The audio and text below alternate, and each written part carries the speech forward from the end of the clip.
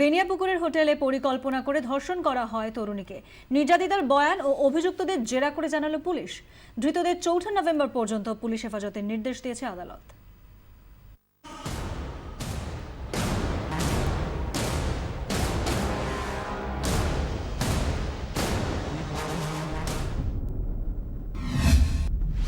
চিত্তরঞ্জন পাত্র, স্বরূপ সাহু, সূর্যকান্ত দাস ও প্রভাত সাহু এই সেই চারজন বেনিয়াপুকুর কাণ্ডের 4 অভিযুক্ত।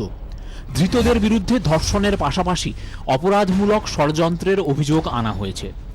কারণ পুলিশ মনে করে ষড়যন্ত্র করেই ধর্ষণ করা হয়েছে ওই তরুণীকে।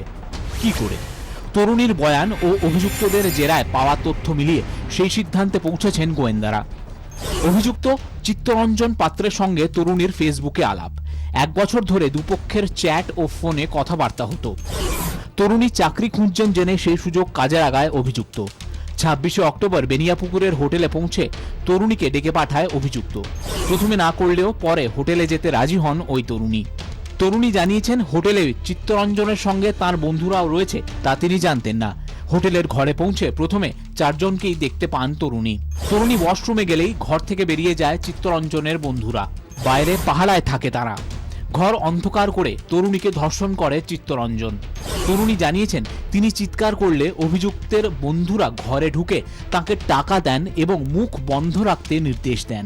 এরপরই বেনিয়াপুকুর থানায় গিয়ে চিত্তরঞ্জন পাত্রের বিরুদ্ধে অভিযোগ দায়ের করেন তরুণী। শিয়ালদা আদালতে সেই এফআইআর নিয়েই প্রশ্ন তোলেন অভিযুক্তদের আইনজীবী। তার প্রশ্ন, এফআইআরে চিত্তরঞ্জনের 3 বন্ধুর উল্লেখ কেন করেননি তরুণী? ধৃতদের পুলিশ হেফাজতের নির্দেশ দিয়েছে শিয়ালদা আদালত। ব্যুরো রিপোর্ট, 24 ঘন্টা।